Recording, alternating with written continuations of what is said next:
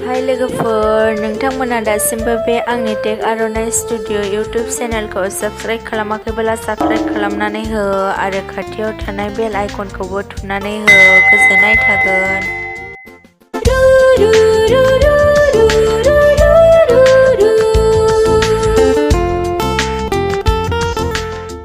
Honorable President of All India BJP Party और Union Home Minister government of India Shri Amit Shah ji और NEDA के convener doctor Himanta Biswa Sarma ji और यहाँ में उपस्थित नॉर्थ ईस्ट का 8 स्टेट का सभी सम्मानियों ऑनरेबल चीफ मिनिस्टर और सभी पार्टी का एमपी और एमएलए और नॉर्थ ईस्ट का सभी पार्टी का रेस्पेक्टेड प्रेसिडेंट।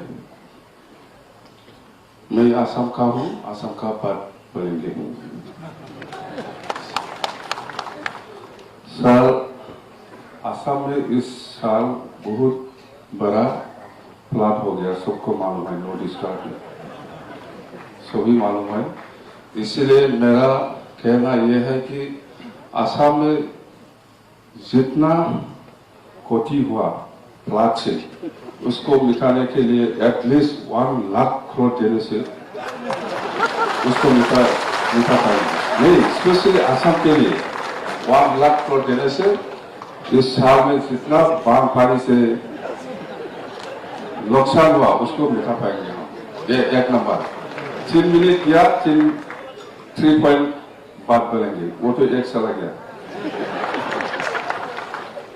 2 नंबर है ये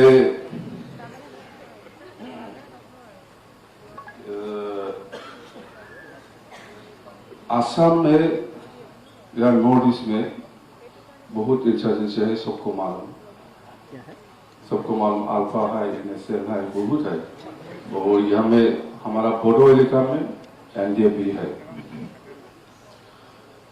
मैंने सोचा हमने ट्राई कर रहा है बोडो कल्चर में जो बोडो समाज में जो गान कल्चर है उसको समाप्त करने के लिए हमने ट्राई कर रहा है। एनडीए से बात कर रहा है और उस दिन हमने चीफ मिनिस्टर सर्बानंद सोनोवाल जी से भी बात किया। तो एनडीपी का समस्या को समाधान करने के लिए सरकार का सहयोग चाहिए और एनडीपी प्रोग्रेसिव धीरेन्द्र प्रेसिडेंट इसका लीडरशिप में जो बात हो रहा है उसको जल्दी से जल्दी एक्सपर्ट करना है और उसको समाधान करके देना है। और जंगल में जो लोग हैं अभी तो होम डिपार्टमेंट से अनुमति मिलने से हम बात करके उन लोग को भी ला पाएंगे, मेरा विश्वास है। इसीलिए हमने रिक्वेस्ट किया आप हमको अनुमति दीजिए, जंगल में अभी तक जो लोग एनडीपी है उन लोग को भी बात करके हम लाएंगे और जल्दी से जल्दी एनडीपी का समस्या समाधान हो जाए। और 3 नंबर है ये हमारा आसाम में कार्बी तिवा ऑटोनॉमस काउंसिल है, मिसिंग ऑटोनॉमस काउंसिल है और राभा ऑटोनॉमस काउंसिल है। वो लोग बीटीसी का जैसा 6 शेड्यूल में अपग्रेड करना चाहता है, उसको अपग्रेड करना है। और बीपीएफ बीजेपी से ही रहेंगे। हमारा बीटीसी में बोडोलैंड का जो इलेक्शन है बीटीसी में 2020 का अप्रैल महीना में होगा। इस इलेक्शन में हम एजीपी, बीजेपी और बीपीएफ एक साथ लड़ेंगे, गवर्नमेंट हम ही बनाएंगे। और साल 2021 में भी एमएलए इलेक्शन होने जा रहा है यहाँ में आसाम में, आराम से बीजेपी सरकार बनाएंगे,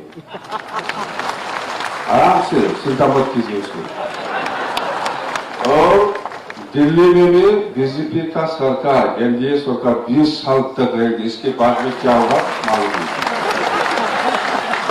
20 साल आराम से एनडीए सरकार 20 साल रहेंगे, एनडीए सरकार रहेंगे और आसाम में भी हमारा सर्बानंद जी ने चीफ मिनिस्टर बनेंगे। होगा ही, दूसरा कोई नहीं है, दूसरा कोई नहीं, चेंज करना नहीं चाहिए सर। सर्बानंद जी को ही चीफ मिनिस्टर बनाना है, चेंज करना नहीं चाहिए, वही रहना है। हाँ ठीक है, तो मेरा बोलना ये 3 बात बोल दिया, उसी को हमारा अध्यक्ष जी अमित शाह जी ने जरूर इम्प्लीमेंट करेंगे, उसको ही बोल के मेरा भाषण यहाँ समाप्त करते हैं। Thank you.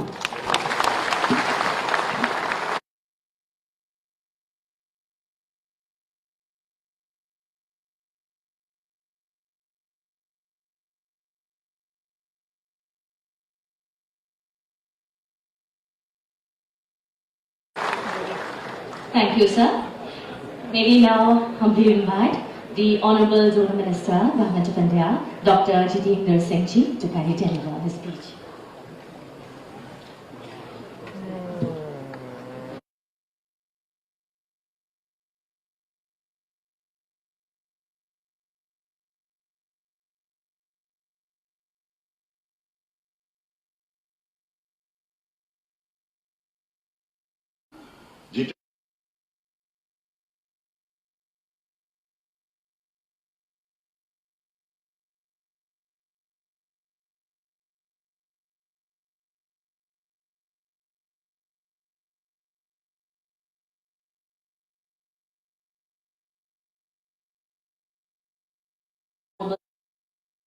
Chief Minister of Assam, Shri Sarbananda Sonowal, to kindly deliver his speech.